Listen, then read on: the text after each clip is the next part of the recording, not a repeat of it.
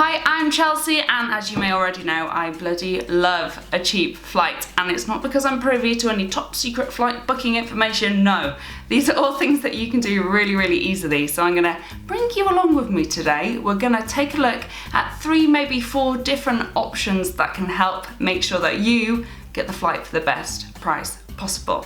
Right, let's begin. So I'm first going to show you what I do if I know where I want to go, but I'm not sure when, and I want to make sure that I'm getting the best price and I'm flying at the cheapest time. I'm going to get onto the laptop and you can join me. I'm going to share my screen with you so you can see exactly what I would do in this situation. First things first, and you're going to see this a lot throughout this entire video, I'd go to Skyscanner. I bloody love Skyscanner. If you've never used Skyscanner before, it's actually a search engine of flights. It doesn't sell the flights itself, but it scours the web for you and finds the best prices, and I really like it. So let's say I live in London.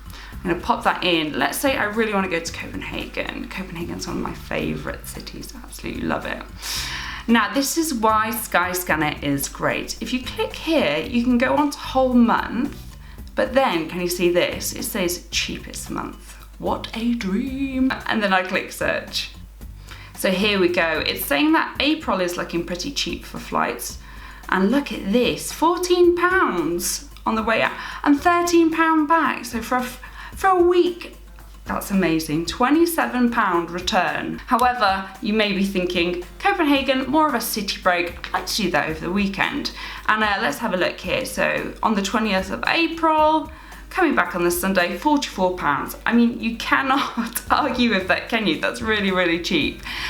This is why I particularly love Skyscanner. The fact that it lays out this calendar like this, it means that you really can just click around and play with what dates are going to work best for you. I like to leave this calendar up, especially if I'm not dead set on a certain weekend or a certain set of dates. So what I do is I go to show flights and I literally hit command on my Mac and I open it in a new tab. Now if we come back to the calendar, it's really good because you can actually scroll through the months here. So you can move it on to May, and again, oh my goodness, £36 for a weekend. That's bloody good, isn't it? There we go. Look at that. So Friday the 18th of May, coming back on Sunday the 20th of May. I really like those flight times. 36 quid. Bloody bargain. Great. Now with 36 quid, I mean, that's pretty cheap. However, there is a way to save more money, or there can be. So I started to talk about this website a little bit more. It's called Momondo. It's very similar to Skyscanner in that it's a search engine as well. I find Skyscanner a little bit easier to work with. I really like that calendar overview, but I always check Momondo for the price as well, because I don't know what it is. It always seems to be able to find prices a little bit cheaper. Momondo has saved us a whopping £1 for 35 quid. I mean, is it worth it? Probably not. With the Skyscanner price that it brought up, you'd be booking directly with Ryanair. However, Momondo, they use some different third parties.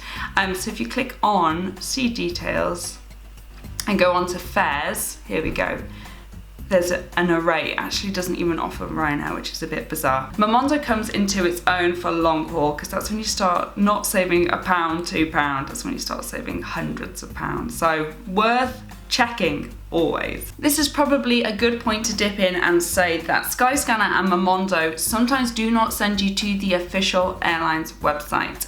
And that's absolutely fine. I've booked a lot of times through these third-party companies that they send you to. However, do not always take it as given that they are legit. My tip here would be to always check the brand with Trustpilot. It's a website that allows people to rate the trust of a certain website, and it's really helpful. I have had one instance where I booked and then they called me about an hour later to say that the price I'd booked for didn't exist anymore, and I could not believe it. It was very frustrating. I've heard of other people who have gone through similar situations.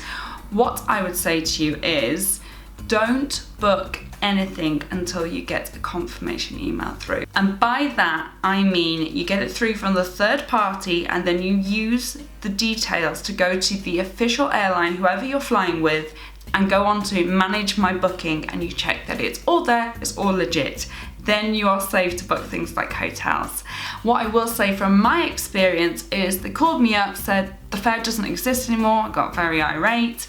They managed to find it for me for another £30 more. It was still a lot cheaper than everywhere else, so it turned out absolutely fine.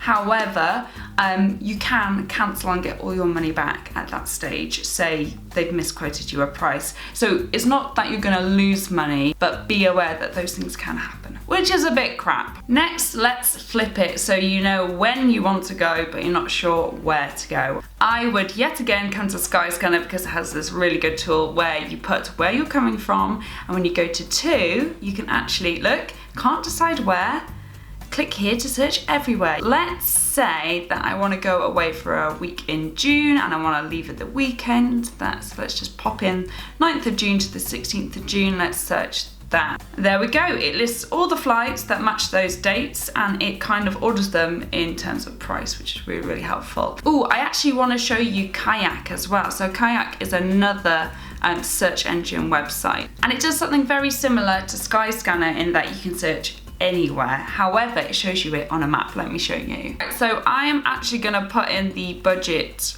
My top budget is around £300 and nobody wants to fly more than 9 hours if they're only going for a week. So here we go. Ooh, where's that? Malta for £78.